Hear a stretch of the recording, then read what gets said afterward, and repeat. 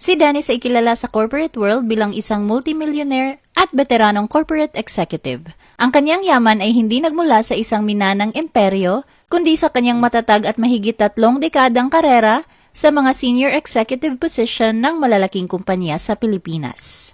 The Philippine Showbiz List presents Gaano Kayaman si Dennis Valdez?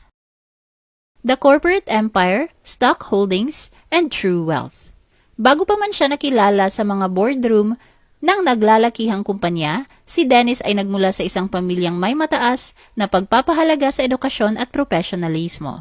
Kumuha siya ng kanyang undergraduate degree sa UP, kung saan siya nagtapos bilang magna cum laude sa Business Administration and Accountancy. Kumuha din siya ng kanyang Master of Business Administration sa Kellogg School of Management. Ang yaman ni Dennis ay hindi sinusukat sa tradisyonal na listahan ng mga pamilyang may-ari ng mga mall o malalaking conglomerate, kundi sa kanyang reputasyon bilang isang high-caliber C-suite executive. Ayon sa ilang business columnist, si Dennis ay binansagang billionaire president noong hawak niya ang pamumuno ng PhilWeb Corporation. Mula 2006 hanggang 2020, ang kanyang executive compensation, bonuses at stock options bilang presidente at executive director ng tech and gaming giant na ito ay nag-akyat sa kanya sa bilyonaryong estado.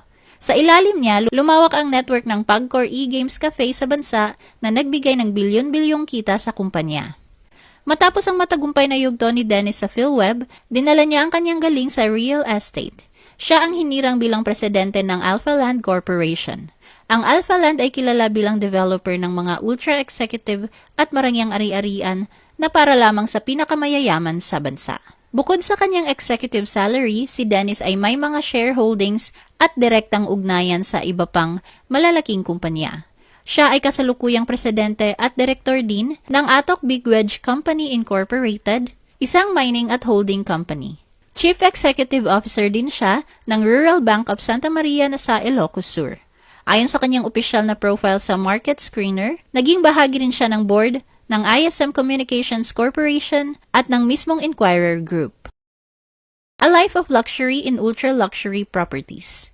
Ang yaman ni Dennis ay direktang makikita sa mga proyektong kanyang pinamahalaan at personal na tinangkilik. Bilang top boss ng Alphaland, hawak niya ang operasyon ng Balisin Island Club, kabilang ang Balisin Royal Villa. Kasama rin sa kanyang portfolio ang Alphaland Baguio Mountain Lodges, isang marangyang komunidad ng mga luxury log homes sa Benguet na para lamang sa mga bilyonaryo at kilalang personalidad. Bago ang kanyang hiwalayan sa socialite na si Tessa Prieto, ang buhay pamilya ni Dennis ay nakasentro sa tinaguriang Sea Princess Palace. Isa itong malaking Mediterranean-style villa sa isang exclusive subdivision sa Metro Manila. Ang mansyon ay dinisenyo ni Tessa at sinasabing may koleksyon ng mga antigong kagamitan, imported artworks, at mga scuba diving gear na bahagi ng kanilang personal na koleksyon at lifestyle. Kilala rin ang mag-asawa sa pagdaraos ng mga magagarang themed parties, kabilang ang kanilang kilalang African Safari-themed Silver Wedding Anniversary noong 2019 na ginanap sa Santuario de San Antonio sa Makati. Separation of assets and legal split. Sa kabila ng makulay at tila perpektong buhay sa mata ng publiko, ang kanilang pagsasama ay humantong sa paghihiwalay.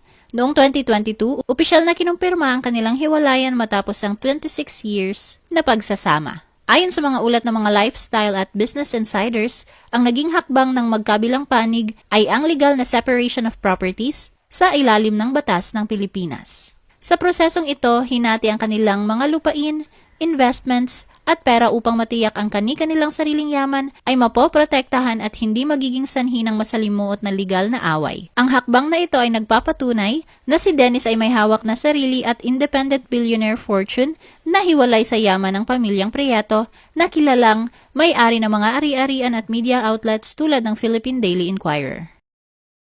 Dennis finds love as a new kind of wealth with Trisha. Matapos ang ilang taon ng tahimik na buhay malayo sa ingay ng showbiz, muling naging usap-usapan sa publiko ang pangalan ni Dennis. Sa panahong ito, sinasabing natagpuan niya ang isang bagong uri ng yaman na naging bahagi ng kanyang personal na bagong kabanata sa buhay.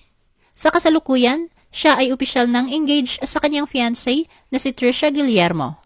Nag-propose si Dennis sa isang intimate steak dinner kung saan kapansin-pansin ang classic round-cut engagement ring na suot ni Trisha. Mabilis na kumalat sa mga online community at showbiz news outlets ang balitang ito, lalo na dahil sa kanilang 34-year age gap kung saan si Dennis ay 63 habang si Trisha ay 29. Sa kabila ng mga pagbabagong ito sa kanyang personal na buhay, nananatiling aktibo si Dennis sa corporate world matapos ang kanyang pagbabalik bilang presidente ng Alpha Land Corporation kung saan patuloy niyang pinapalago ang portfolio ng kumpanya sa larangan ng luxury real estate.